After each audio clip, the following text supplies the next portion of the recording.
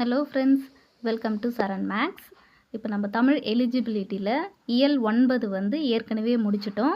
இப்போ நம்ம இயல் 8 பார்க்கலாம். ஓகேங்களா? ஸோ ஃபஸ்ட்டு டாபிக் என்ன? சங்க இலக்கியத்தில் அறம். சங்க இலக்கியத்தில் அறம் பற்றி பார்க்கலாம். இதில் நிறைய இம்பார்ட்டண்ட்டான பாயிண்ட்ஸ் எல்லாம் இருக்குது. கொஞ்சம் பொறுமையாக படிச்சுக்குங்க. முக்கியமானதெல்லாம் மார்க் பண்ணி வச்சுருக்கிறேன். அதை திரும்ப திரும்ப ரீகால் பண்ணிக்கோங்க. ஓகேங்களா? ஸோ சங்க இலக்கியத்தில் அறம் இது தேவையில்லை. இப்போ நெக்ஸ்ட்டு இங்கே பார்த்தோன்னா இது ரீட் மட்டும் பண்ணிக்கோங்க. மனிதன் தனியானவன் அல்லன், அவன் சமூக கடலின் ஒரு துளி, அவனுக்குள்ளே சமூகம், சமூகத்துக்குள்ளே அவன். ஓகேங்களா?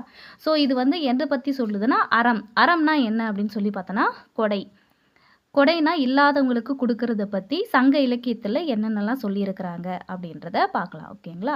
ஸோ இப்போ ஃபஸ்ட்டு பாயிண்ட் என்ன அப்படின்னா, சங்க காலத்திற்கு பிந்தைய அற இலக்கியங்களின் காலத்தை அறநெறி காலம் என்பர். சங்க காலத்திற்கு பிந்தைய அற இலக்கியங்களின் காலத்தை அறநெறி காலம் என்பர் அப்படின்னு சொல்லிட்டு முக்கியமாக படிச்சுக்குங்க. அடுத்தது நெக்ஸ்ட் இதை பார்க்கணும். கவிதை வாழ்க்கையின் திறனாய்வு என்று திறனாய்வாளர் அர்னால்ட் கூறுகிறார். இதில் கொஸ்டின் என்ன கேட்பாங்கன்னா, கவிதை வாழ்க்கையின் திறனாய்வு என்று கூறியவர் யார் அப்படின்னா அர்னால்டு கூறுகிறார். இது கூறினவர் யார் அப்படின்னா அர்னால்ட் அப்படின்னு சொல்லிட்டு சொல்லலாம். ஓகேங்களா? ஸோ அப்புறம் இந்த இம்மை செய்தது மறுமைக்கு ஆம் எனும் அறவிலை வணிகன் ஆய் ஐ அல்லன் புறம், அதாவது புறநானூறு. இந்த கூற்று எதில் சொல்லியிருக்கிறாங்கன்னா புறநானூறு சொல்லியிருக்கிறாங்க. இது யாரை பற்றின்னு சொல்லுதுன்னா சங்ககால ஒரு வள்ளலை பற்றி சொல்லுது. ஒரு சங்ககால வள்ளல்களில் ஒருவரான ஆய், இந்த கதையை பற்றி யார் சொல்கிறாங்கன்னா ஆய் பற்றி ஏனிச்சேரி முடமோசியார் குறிப்பிட்டுள்ளார். ஆய் பற்றி கூறினவர் யார் அப்படின்னு சொல்லி கேட்டோன்னா முடமோசியார் குறிப்பிட்டுள்ளார் அப்படின்னு சொல்லிட்டு சொல்லுவார். ஓகேங்களா? நெக்ஸ்ட்டு இதில் அறநெறி முதற்றே அரசின் கொற்றம், அறநெறி பிழையா திறனறி மன்னர்.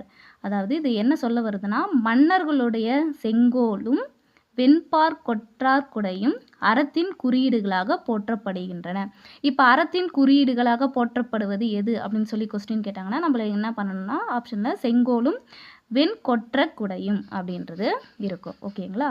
அப்புறமா நெக்ஸ்ட்டு குற்றங்களை அறத்தின் அடிப்படையில் ஆராய்ந்து தண்டனை வழங்க வேண்டும். குற்றங்களை அறத்தின் அடிப்படையில் ஆராய்ந்து தண்டனை வழங்க வேண்டும் என்கிறார் ஊன் பொதி பசுங்குடையார். இந்த கூற்று கூறினவர் யார் அப்படின்னு சொல்லி கேட்குறான். அது சொன்னவர் யார் அப்படின்னா ஊன் பொதி பசுங்குடையார். நன்றும் தீதும் ஆய்தலும் அன்பும் அறனும் காத்தலும் அமைச்சர் கடமை என்கிறது மதுரை காஞ்சி. அமைச்சரது கடமையை பற்றி கூறும் நூல் எது அப்படின்னு சொல்லிட்டு ஒரு வாட்டி டிஎன்பிசிலேயே எக்ஸாம்லேயே கேட்டிருக்கிறாங்க. அந்த எதுன்னு பார்த்தோன்னா அந்த நூல் மதுரை காஞ்சி. அதாவது அதோட சென்டென்ஸை சொல்லி அதில் அமைச்சரின் கடமை பற்றி எந்த நூல் கூறுகிறது அப்படின்னா மதுரை காஞ்சி அப்படின்னு சொல்லணும். ஓகேங்களா? நெக்ஸ்ட்டு செம்மை சான்ற காவிதி மாக்கள் என்று அமைச்சர்களை மாங்குடி மருதனார் போற்றுகிறார். செம்மை சான்ற காவிதி மாக்கள் என்று அமைச்சர்களை பற்றி யார் புகழ்கிறாங்க அப்படின்னா மாங்குடி மருதனார் போற்றுகிறார். ஓகேங்களா? நெக்ஸ்ட்டு அறம் கூறும் அவயம். அதாவது அறங்கண்ட நெறிமான் அவயம் என்கிறது புறநானூறு. இந்த சென்டென்ஸ் நல்லா படிச்சுக்கோங்க. இந்த சென்டென்ஸ் எந்த நூலில் இருக்குதுன்னு கேட்பாங்க. அறங்கண்ட நெறிமான் அவயம் அப்படின்னு எந்த நூல் சொல்லுது அப்படின்னு சொல்லி கேட்டால் நம்ம என்ன ரைட் பண்ணோன்னா புறநானூறு. உறையூரிலிருந்த அறவயம் தனிச்சிறப்பு பெற்றது என்று இலக்கியங்கள் குறிப்பிடுகின்றன. அற அவயம் அப்படின்னா என்னன்னா இந்த மன்றம்னா என்னன்னா இந்த இப்பத்து நடக்குது பார்த்தீங்களா, நம்ம இந்த பேச்சு போட்டி பட்டிமன்றம்லாம் இப்போ நம்மளுக்கு தெரிஞ்சது பட்டிமன்றம். ஆனால் அப்போ அது என்னன்னு சொல்லுவாங்கன்னா அற அவயம் அப்படின்னு சொல்லிட்டு சொல்லுவாங்க. ஓகேங்களா? ஸோ நெக்ஸ்ட்டு மதுரையில் இருந்த அவயம் பற்றி மதுரை காஞ்சி குறிப்பிடுகிறது. மதுரையில் இருந்த ஒரு அவயம் பற்றி எது சொல்லுது? மதுரை காஞ்சி குறிப்பிடுகிறது அப்படின்றாங்க. அங்குள்ள அவயம் துலாக்கோல் போல நடுநிலை மிக்கது என்கிறது அப்படின்னு. இதெல்லாம் முக்கியமான பாயிண்ட்ஸ் படித்து வச்சுக்கோங்க. அப்புறம் முக்கியமானது என்ன அப்படின்னு சொல்லி பார்த்தோன்னா, தம்மை விட வலிமை குறைந்தாரோடு போர் செய்வது கூடாது என்பது ஆவூர் மூலங்கிழார் குறிப்பிட்டிருக்கிறார். தன்னை விட வலிமையாக குறைஞ்சவரோட போர் செய்வது கூடாது என்பது ஆவூர் மூலங்கிழார் குறிப்பிடுகிறார். ஓகேங்களா? ஸோ இந்த சென்டென்ஸ் வந்து எரியார் எரிதல் யாவனது எரிந்தோர் எதிர்ச்சென்று எரிதலும் செல்லான் இப்படின்றது இந்த கூற்று எதில் இருக்குது அப்படின்னு சொல்லிட்டு பார்த்தோன்னா புறநானூரில் இருக்குது. ஓகேங்களா? ஸோ இதில் இருக்க முக்கியமான பாயிண்ட்ஸ் எல்லாம் மார்க் பண்ணிட்டேன். இப்போ நெக்ஸ்ட்டு வந்து செல்வத்து பயனே ஈதல். இது ரொம்ப ரொம்ப நிறைய கேட்டுருக்குறாங்க. செல்வத்து பயனே ஈதல் என்று கூறும் நூல் எது அப்படின்னு சொல்லி கேட்டோன்னா நம்ம என்னென்ன எழுதணும் பார்த்தோன்னா புறநானூறு. துய்ப்போம் எனினது தப்புன பலவே. இது ரெண்டும் சேர்ந்து ஒரு சென்டென்ஸ். ஆனால் மோஸ்ட்லி வந்து செல்வத்து பயனே ஈதல் அப்படின்றது சொல்கிறது எது அப்படின்னு பார்த்தோன்னா புறநானூறு. இதை சொன்னவர் யார் அப்படின்னு சொல்லிட்டு பார்த்தோன்னா என்றார் மதுரை கணக்காயனார் மகனார் நக்கீரனார். இந்த கூற்று செல்வத்து பயனே ஈதல் அப்படின்ற நூல் வந்து எதில் இருக்குதுன்னா புறநானூறுன்ற நூல். அந்த புறநானூறில் இந்த சென்டென்ஸை சொன்னவர் யார் அப்படின்னு பார்த்தோன்னா நக்கீரனார். ஓகேங்களா?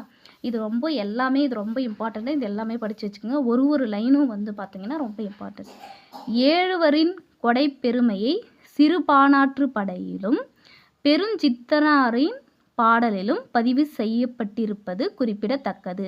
அதாவது 7 வரின் கொடை வள்ளல்கள் 7 பேர் தெரியும்ல நம்மளுக்கு. அந்த கொடை வள்ளல்கள் வந்து 7 பேரோட பெருமையை வந்து எதில் சொல்லியிருக்கிறாங்க அப்படின்னா சிறுபானாற்று படையிலும் பெருஞ்சித்தனார் பாடலிலும் குறிப்பிடத்தக்கது அதில் குறிப்பிட்டிருக்கிறாங்க. ஓகேங்களா? அடுத்தது ஆற்றுப்படை இலக்கியங்கள் கொடை இலக்கியங்களாகவே உள்ளன.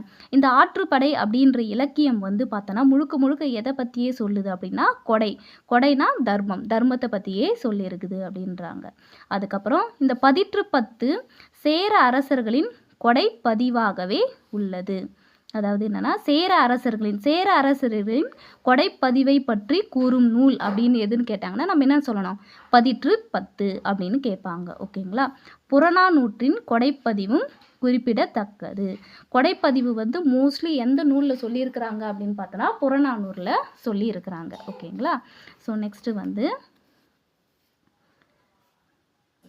வழங்குவதற்கு பொருள் உள்ளதா என்று கூட பார்க்காமல் கொடுக்கும் பிடவூர் கிழான் மகன் பெருஞ்சாத்தானை நக்கீரர் பாராட்டுகிறார். அதாவது வழங்குவதற்கு பொருள் உள்ளதா என்று கூட பார்க்காமல் கொடுக்கும் பிடவூர் கிழான் மகன் பெருஞ்சாத்தானை நக்கீரர் பாராட்டுகிறார் அப்படின்றது இந்த சென்டென்ஸில் இதில் யார் வள்ளல் அப்படின்னு சொல்லி பார்த்தோன்னா பிடவூர் கிழான் மகன் பெருஞ்சாத்தானை யார் பாராட்டுகிறார் வந்து பார்த்தோன்னா நக்கீரர் வந்து பாராட்டுகிறார். ஓகேங்களா? வள்ளலின் பொருள் இரவலரின் பொருள் வள்ளலின் வறுமை இரவலரின் வறுமை என்று பெரும் பதுமனார் குறிப்பிடுகிறார். அதாவது வள்ளலின் பொருள் இரவலின் பொருள் வள்ளலின் வறுமை இரவலின் வறுமை என்று பெரும் பதுமனார் குறிப்பிடுகிறார். அடுத்தது நெக்ஸ்ட் வந்து உலகமே வறுமையுற்றாலும் கொடுப்பவன் அதியன் என்கிறார் ஔவையார். அதாவது உலகமே வறுமையுற்றாலும் கொடுப்பவன் யார் அதியன் அப்படின்னு யார் சொல்கிறாங்க அப்படின்னா ஔவையார் அப்படின்னு சொல்லிட்டு சொல்லலாம். இப்போ இந்த கூற்றுலலாம் வந்து பார்த்திங்கன்னா முக்கியமாக படிச்சுக்க வேண்டியது வந்து அந்த கூற்று வந்து யாரை பற்றினது அது யாரை பற்றி சொல்கிறாங்க அப்படின்றது. இப்போ இந்த கூற்று வந்து யாரை பற்றினா அதியன் பற்றுது. ஆனால் அதியனை பற்றி யார் சொல்கிறாங்க அப்படின்னு பார்த்தோன்னா ஔவையார் சொல்கிறாங்க. இது ரெண்டுமே நம்ம படித்து வச்சுக்கணும். ஓகேங்களா? இரவலர் வராவிட்டாலும் அவர்களை தேடி வரவழைத்தல் ஆட்கோட்டுப்படை சேரலாதனின் இயல்பு என்கிறார் நச்சொல்லையார். ஸோ இதற்கு எல்லாமே படிச்சுக்கணும். எல்லாமே இம்பார்ட்டன்ட். ஓகேங்களா? அடுத்தது பேகன் மறுமையை நோக்கி கொடுக்காதவன் என்கிறார் பரணர். பேகன் மறுமையை நோக்கி கொடுக்காதவன் என்கிறார் பரணர். தன்னை நாடி வந்த பரிசிலன் பொருள் பெறாமல் திரும்புவது தன் நாட்டை இழந்த துன்பத்தை விட பெரும் துன்பம் என குமணன் வருந்தியதாக பெருந்தலை சாத்தனார் குறிப்பிடுகிறார். அதாவது அவங்க நாட்டுக்கு வந்து பொருள் எதுவுமே வாங்கிட்டு போகலைன்னா அதை விட துன்பம் வேறு எதுவும் கிடையாது அப்படின்னு குமணன் வருந்தியதாக பெருந்தலை சாத்தனார் வந்து சொல்கிறாரு. ஓகேங்களா? நெக்ஸ்ட்டு எல்லாவற்றையும் கொடுப்பவன் என்று மலையமான் திருமுடிக்காரிகை கபிலர் குறிப்பிடுகிறார். எல்லாவற்றையும் கொடுப்பவன் என்று மலையமான் திருமுடிக்காரியை கபிலர் பாராட்டுகிறார் அப்படின்னு சொல்லிட்டு இந்த சென்டென்ஸில் எல்லாமே கொடுப்பேன் இருக்கிறது என்னுடைய. இப்போ ஷார்ட்டாக என்ன பண்ண ஞாபகம் வச்சுக்கலாம் அப்படின்னு பார்த்தோன்னா எல்லாவற்றையும் கொடுப்பவன் அப்படின்னா யார் எல்லாவற்றையும் கொடுப்பாங்க? முடியை கூட சேர்த்து என்ன என்கிட்ட இருக்கிறதே வந்து பார்த்தோன்னா முடியை கூட சேர்த்து கூட நான் கொடுத்துருவேன்ப்பா அப்படின்னு சொல்லிட்டு பார்த்தோன்னா நம்ம எடுத்துக்கிற ஷார்ட்கட் இதுதான். ஓகேவா? முடிய கூட கொடுத்துருவேன்ப்பா, என்கிட்ட இருக்கிற எல்லாத்தையும் கொடுத்துருவேன் நான் அப்படின்னு சொல்கிறவர் யார் அப்படின்னா திருமுடிக்காரியை பற்றி கபிலர் வந்து சொல்கிறாரு. ஓகேங்களா? அடுத்தது, இறப்போர்க்கு ஈயாது வாழ்தலை விட உயிரை விட்டுவிடுதல் மேலானது என்றெல்லாம் கலித்தொகையில் கூறப்பட்டுள்ளது. இறப்போருக்கு ஈயாது வாழுதலை விட உயிர் விட்டுவிடுதல் மேலானது என்றெல்லாம் கலித்தொகையில் கூறப்பட்டுள்ளது. ஓகேங்களா?